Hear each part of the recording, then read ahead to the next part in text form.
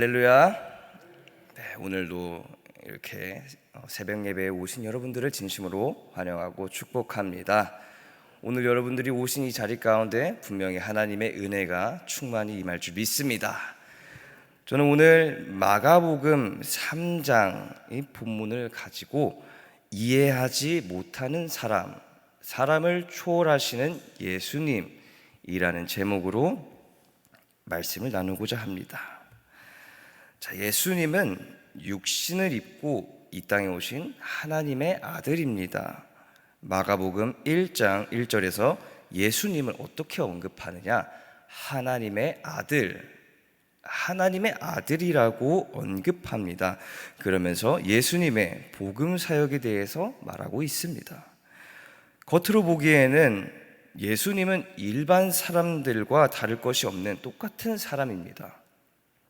그러나 예수님께서 사역하시고 기적을 일으키시는 모습을 보면 분명히 그 모습은 일반 사람들과는 다른 면모가 있었습니다. 사람들을 고치시고 가르치시며 제자를 세우셨습니다. 그러다 보니 일반적인 사람들은 예수님의 사역을 이해할 수 없었고 인정할 수도 없었습니다.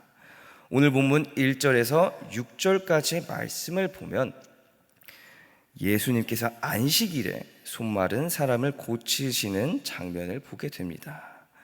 하지만 그곳에는 누가 있었냐? 바로 바리새인들이 있었습니다. 바리새인들은 무엇을 중시하죠? 율법을 중시하는 사람들입니다.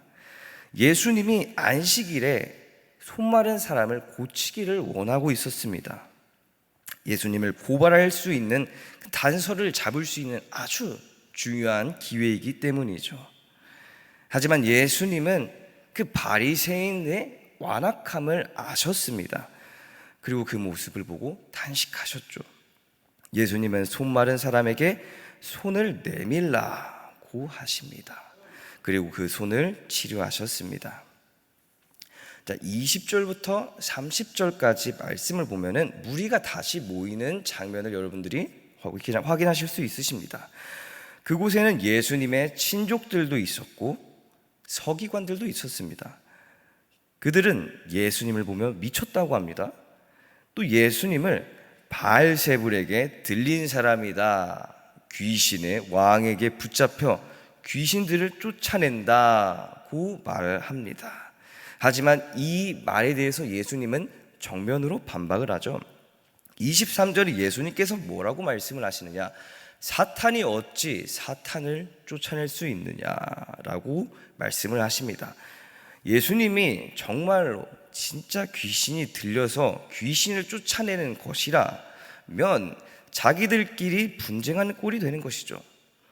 예수님께서 하신 일이 귀신의 역사가 아님 성령의 역사임을 예수님께서는 말하고 계십니다. 그러면서 사람들에게 경고하십니다. 28절과 29절의 말씀을 다 같이 읽도록 하겠습니다. 내가 진실로 너희에게 이르노니 사람의 모든 죄와 모든 모독하는 일은 사심을 얻되 누구든지 성령을 모독하는 자는 영원히 사심을 얻지 못하고 영원한 죄가 되느니라. 아멘. 자, 이 두 말씀을 통하여서 여기 계신 모든 성도님들은 인간이 얼마나 작은 존재인지, 얼마나 좁게 생각하고 있는지를 알기를 원합니다. 안식일에 어떠한 행위를 한다고 해서, 어떠한 일을 한다고 해서 반박하는 바리새인들의 모습을 보면서, 그리고 무리들과 서기관들이 귀신 들린 자들에게서 귀신을 쫓아낸다고 예수님을 귀신의 왕이라고 하는 그 모습을 보면서 얼마나 사람들이 그 자신의 틀 안에서 생각하고 단순하게 행동하는지 여러분들이 이 말씀들을 통하여서 볼 수가 있습니다. 하지만 예수님은 어떻게 하시죠? 예수님은 인간들의 그 생각과는 다르게 행동하시고 다르게 생각을 하십니다. 그렇습니다. 예수님은 그 사람들의 생각을 뛰어넘으십니다. 바로 전장인 2장 27절에서 예수님이 안식일에 대해서 이렇게 언급을 하고 있으십니다. 같이 읽겠습니다. 안식일이 사람을 위하여 있는 것이요 사람이 안식일을 위하여 있는 것이 아니니. 아멘. 자, 이 말씀을 통해서 결국 사람과 안식일을 비교함에 있어서 사람이 훨씬 더 중요하다는 것입니다. 사람의 생명을 제대로 생각하지 못하고 안식일에 치료하는 그 행위만을 보고 자신들이 굳게 지켜왔던 그 틀을 예수님이 부쉈다고 예수를 죽이려 하는 그 바리새인들의 생각, 다시금 인간이 얼마나 작은 존재인지를 알게 해주는 부분입니다. 무리들과 서기관들도 마찬가지입니다. 예수님께서 성령의 역사로 악한 영들을 내쫓게 하신 부분들을 제대로 알지 못하고 예수님을 귀신의 왕이라고 말하고 있습니다. 영적으로 깨어있지 않은 이런 모습, 또 영적으로 분별하지 못하는 이런 모습들은 오늘날 우리들에게도 마찬가지로 일어나고 있습니다. 본인이 진짜 그리스도라고 말하며 판을 치는 세상에서 우리는 영적으로 깨어 있어야 합니다. 예수 그리스도를 버리고 본인의 입으로 그리스도라고 말하는 그 거짓 그리스도인들을 섬기는 것은 직접적으로 말하는 것은 아니지만 우리가 스스로 예수 그리스도를 귀신의 왕이라고 말하는 것과 다름이 없습니다.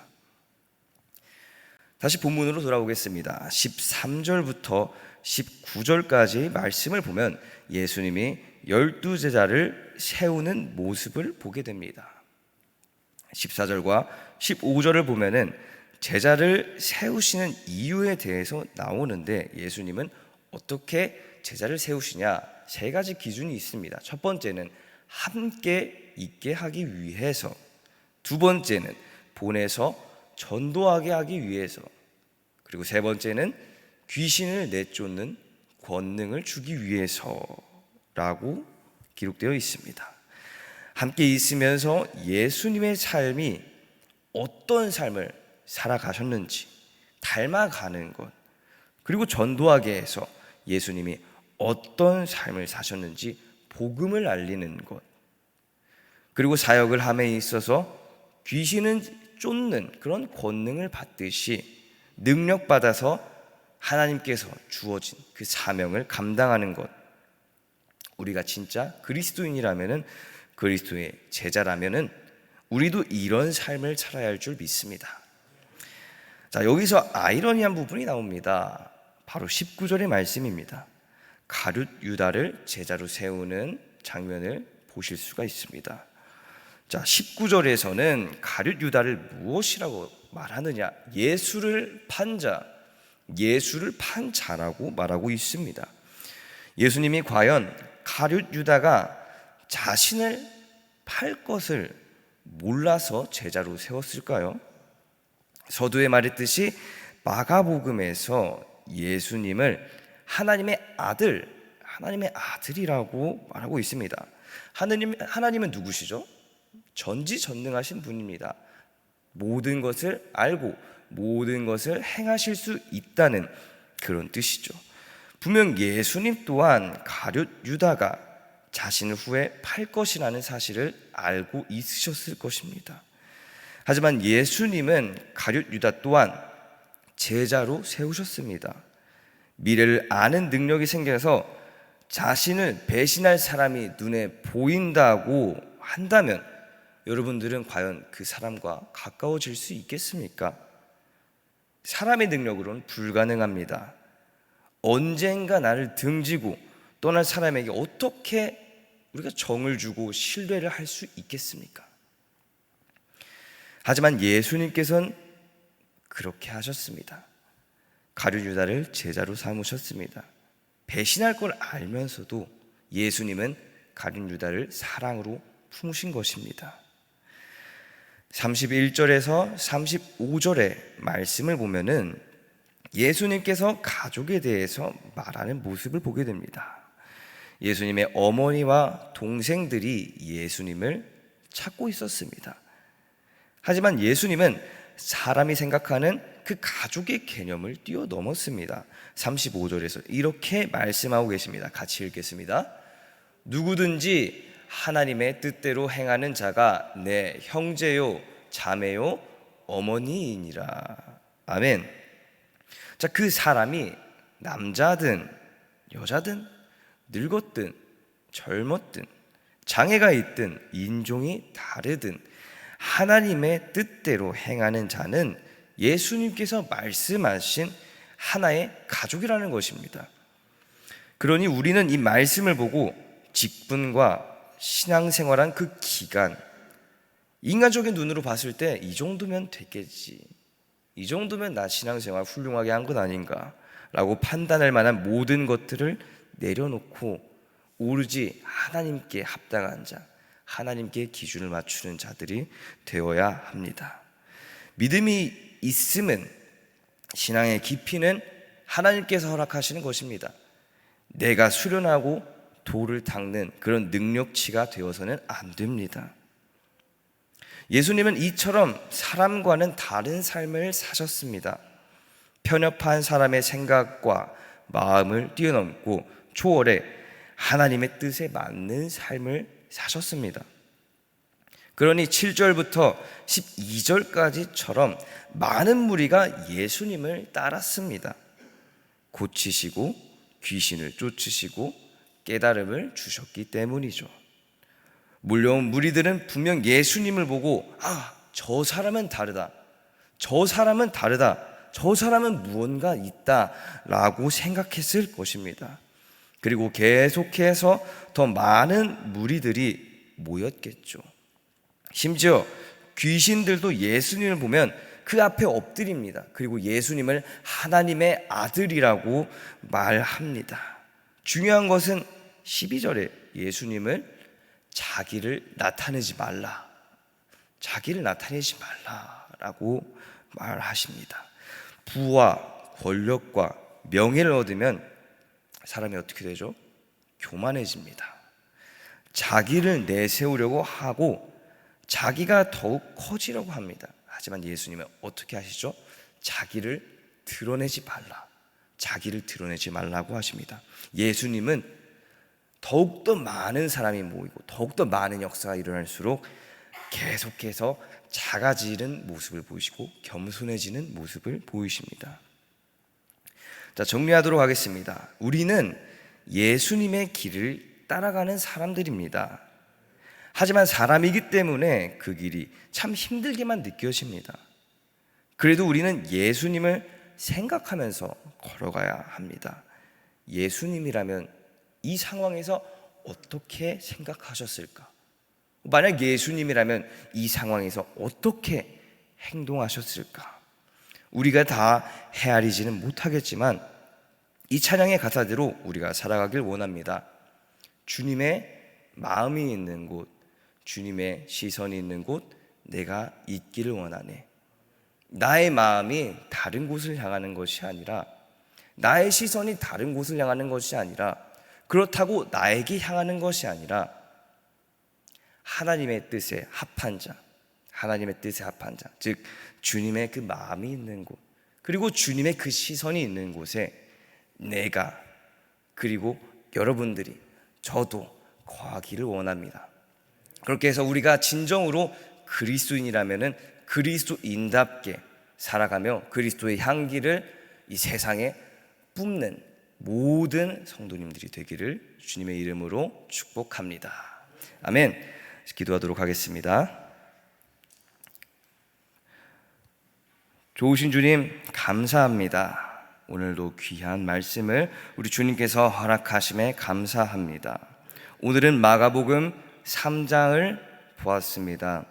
아버지, 이 말씀을 통하여서 예수님께서 사람들과 어떤 다른 생각을 가지고 계신지, 어떠한 다른 행동들을 하시는지 봤습니다.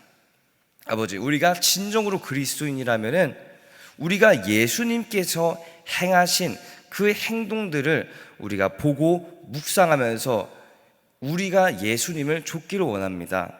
예수님이라면은 이 상황에서 과연 어떻게 생각하셨을까? 예수님이라면은 과연 이 상황에서 어떻게 행동하셨을까? 우리가 마음 가운데 예수님을 품기를 원합니다. 예수님의 그 인성을 품기를 원합니다. 그리하여서 내 뜻대로 행동하는 것이 아니라 예수님이 어떻게 살아가셨는지를 묵상하면서 예수님을 닮아가는 모두가 되게 하여 주시옵소서. 오늘도 귀한 하루를 허락하심에 감사합니다. 특별히 이 하루 우리가 주님 앞에 나와서 먼저 예배로 시작하게 하심을 감사합니다. 우리 주님께서 축복하여 주셨고 이 하루를 우리 주님의 그 뜻 안에서 주님을 생각하면서 나아갈 수 있는 모든 성도님들이 되게 하여 주시옵소서. 주님의 마음이 있는 곳, 주님의 그 시선이 있는 곳에 내가 거하길 원합니다. 주님, 내가 하루 동안 살아가면서 하나님을 잊지 않게 하여 주셨고 하나님을 기억하면서 살 수 있는 믿음의 그리스도인이 되게 하여 주시옵소서. 감사드리며 예수님의 이름으로 기도드렸습니다. 아멘.